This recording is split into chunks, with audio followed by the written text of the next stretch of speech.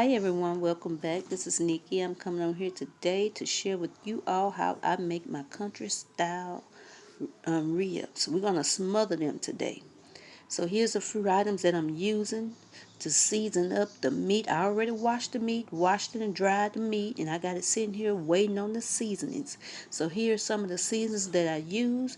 You can use whatever type of seasons you want. I got my pan over here getting hot, ready to sear this meat. Here's my flour. It's already seasoning with the same season that I'm going to season the meat with. Like I said, it's already clean, dried, and we're going to get ready and start seasoning this meat and put a light coating of flour on the meat and put it in some grease. We're going to start out with this meat tenderizer. With me using this meat tenderizer, I'm not going to use as much seasoning salt because this meat tenderizer has a little salt in it. And I love my Greek all-purpose Greek seasoning, y'all. If y'all haven't tried this, get you some of this. It makes your food, it gives a great flavor to your food. Just try it and let me know how you like it. I'm going to go ahead and add some onion powder. Only thing that I wished I had with this, which is some garlic powder. So I just realized I'm out of garlic. So if you want, you can add garlic. Like I said, here's some thyme leaves. So go ahead and add what you like on your pork, whatever you normally cook on your country ribs. That's what you use. So yeah, I'm adding a little paprika here. And this mainly just for the color. And I'm going to flip it over and put the same seasonings on the other side.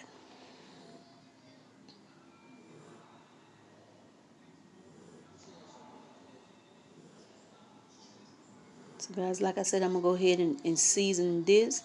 And we're just going to put a little light coat. You know, we don't want a big, thick, crispy piece of, with a lot of crust. We just want a light coat to brown the meat. And no, I didn't cut the fat out for this. I'm going to fry this, and I'm going to, because all that flavor going to come out. When it comes out in that gravy, it's going to be delicious. It's going to be delicious, y'all. I'm telling you. So, yeah, let's go ahead and just season both sides of our meat. And like I said, I already seasoned my flour. Go ahead and season your flour because you're going to use the same seasoning that we are using on the meat. And if you do have a little garlic powder, add your little garlic powder. Yes. So I'm going to go ahead and start coating the meat. I got another pan here, so I'm going to go ahead and, like I said, coat the meat. I'm going to stir this flour up real quick, and I'm going to start coating the meat, and I'm going to lay it in the other pan.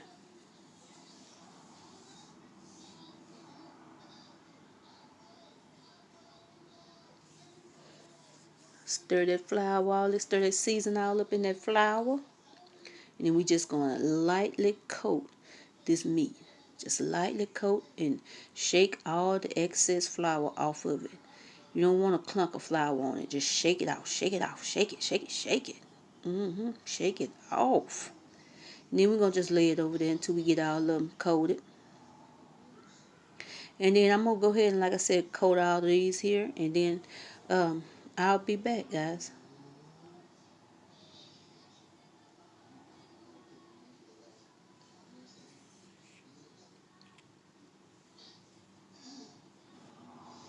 Okay, guys, I'm back with the ribs all coated, slightly coated. My grease, let me check it to see if it's ready to go in. I'm going to pinch a little flour. And it's ready. It's ready. You don't want it too hot. You don't want to cook it so fast to where it's burning. You just want it to, sear real good on both sides. Now, the meat won't be done while we cooking it this way. We just kind of like browning it. We browning each side. And some sides thick enough to where I'm going to turn, brown all four sides. But the flatter piece is just two sides. You'll see as we go along. So yeah, I'm not crowding my pan. So I'm going to put 4 in, and I'm going to go ahead and brown these. And here they are. They starting to brown. So we just continue to keep on browning them.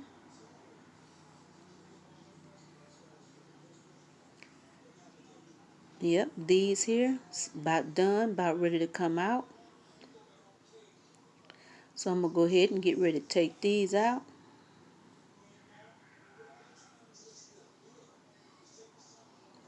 Drain some of that grease off of them. And then I'm going to go ahead and get ready to do my second batch. Yeah, I fried them in 2 batches because I didn't want to overcrowd my pan. So yeah, go ahead and get these out.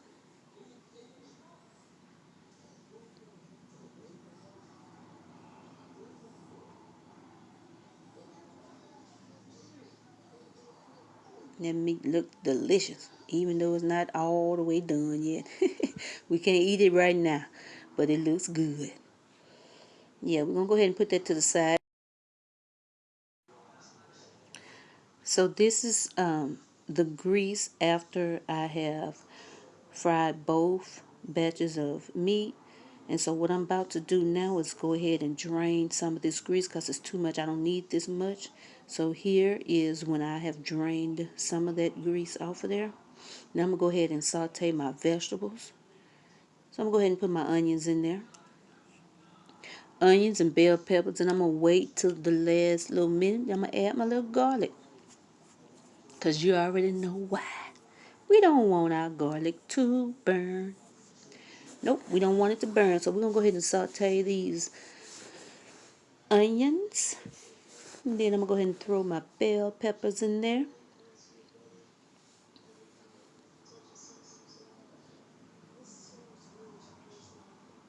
Get them all translucent. Sauteed down, soften, whatever you want to call it.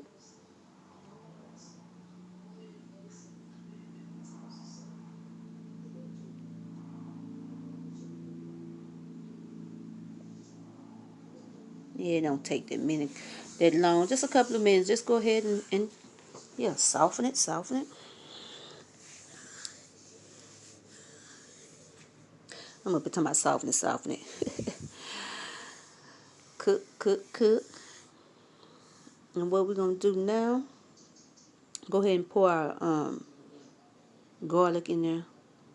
It's fresh garlic. I went ahead and diced up, chopped up, minced up, however you want to call it.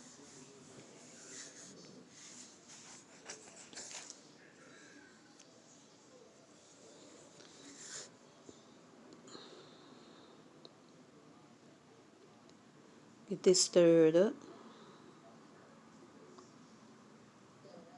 And let it cook down.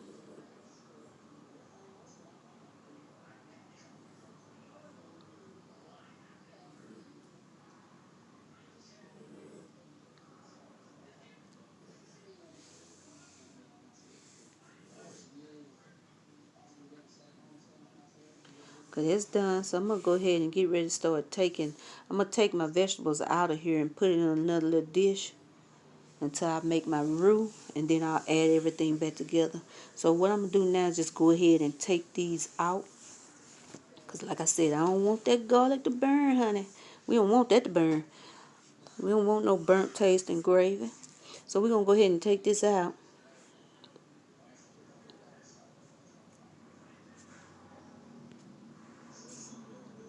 And here's the vegetables. So what I did, add a little bit more, I add a little bit more of that grease back in there. Because we're going to make some roux. Yeah, we're going to go ahead and make some gravy. But I'm going to put some flour. About a cup of, this is about a cup of that oil left in that pan. And then probably about a cup of flour. Because like I like to make a big pot of gravy. Yeah, I might like to make a big pot of gravy. So I go ahead and do about a cups of both. And we're going to go ahead and let all this flour taste cook out of this here. And brown at the same time.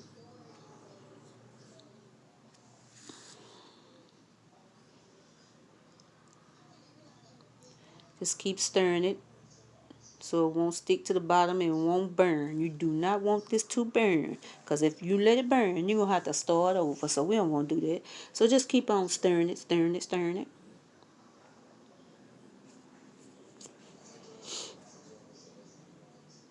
till we get the nice brown color that we want. Some people like it a little light color. Some people like a little dark brown, just however you like. Okay guys, I have 4 cups of water here along with this chicken bouillon cubes. These are large bouillon cubes. It takes 1 bouillon cube to 2 cups of water. So I use 2 of these cubes in 4 cups of water to add to my broth. And that's how big these cubes are. So I use 2 of these to make 4 cups of chicken broth.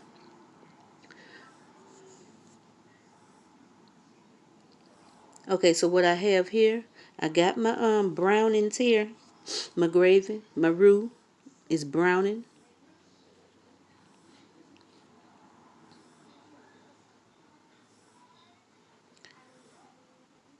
I'll go ahead and get it to the right consistency that I want it. It's getting there. And then I'm going to go ahead and just add my vegetables back into that.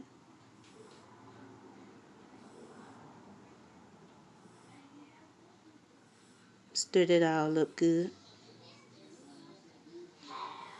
Because what I'm getting ready to do is pour that chicken broth in this. And what I might have to do, I'm going to go ahead and change this pot, because this not going to fit. So I'm about to get ready to change this pot and pour this in another pot, and then I'll be right back.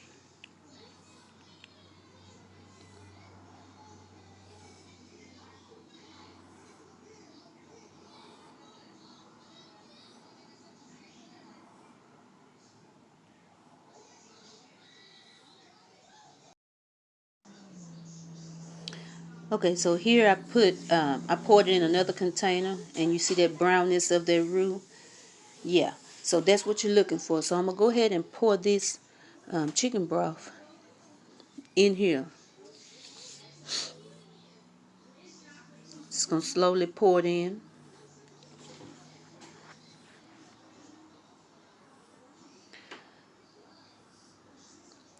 This gonna make a lot of gravy, because I want it to be enough to where it covers the meat, because I'm gonna let this meat simmer for about 30 minutes to an hour. You don't have to do the hour. I do it because I want it so tender to where it's just breaking apart. You know, that's the way my kids like to eat it. You know, so I want it to go a little longer, so it can be just so tender. Like I said, it's just gonna be falling off the little piece of bone that it's connected to. So as you can see, the gravy is still a little thick with that 4 cups. So I'm gonna go ahead and add some more water.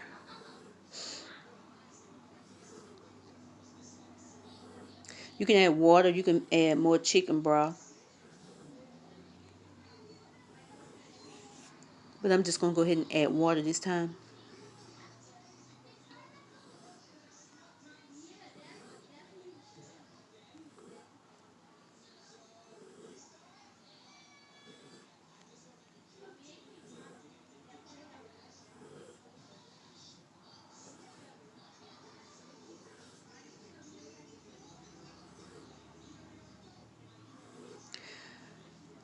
Okay, I'm getting ready to add my I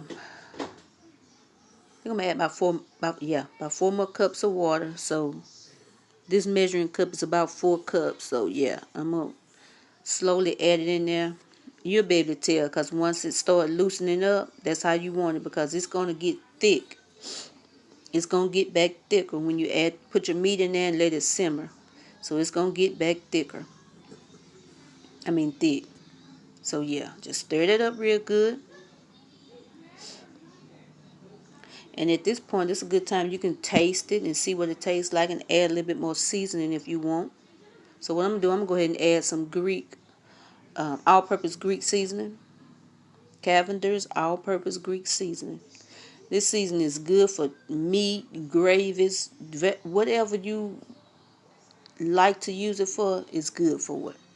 So yeah, I went and add some of that in. I'm going to go ahead and stir that up. I'm just showing you can add it for the gravy, the meat, whatever you want to add. So yeah, get you some of this and try it.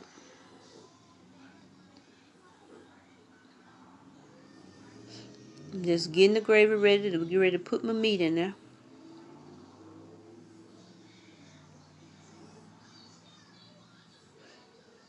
I'm going to taste it again. See what it's tasting like. And I'm going to go ahead and add me some soy sauce. Just a little bit of soy sauce. Ooh, it's going to put that kick to that gravy. It's going to be so good. So good. Yes. I'm telling you. Y'all try this. Delicious. I'm telling you. Delicious.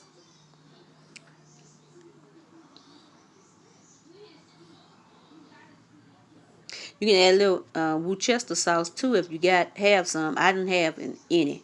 So yeah. So that soy sauce, make it just right. So I'm gonna just get ready to go ahead and start adding my meat to the pot and cover it and let it simmer. And there's the meat. So I'm getting ready to go ahead and add it to the pot.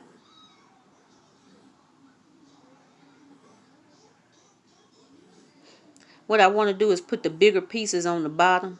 In case if I have to stack it, I put them little small pieces up on the top. They don't have to be submerged down in there, but either way, the pan might even be big enough to just drop them all in there and look like it. Yep. So I'm going to go ahead and pour that in there. And we're going to go ahead and get it to simmering. Put all the meat down in that pot and like I said, let it simmer.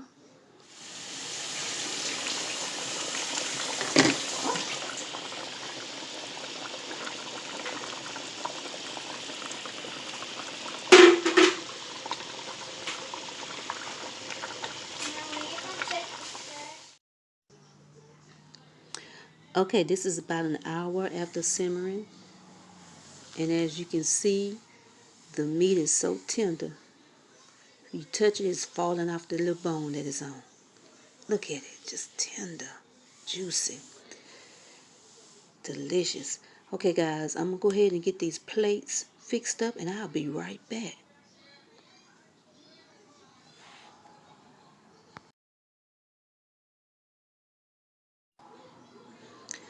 Okay y'all, here's the kiddos' plates. Look at that. Looks so delicious. Yes, they are about to go in. They are about to go in. Look at that.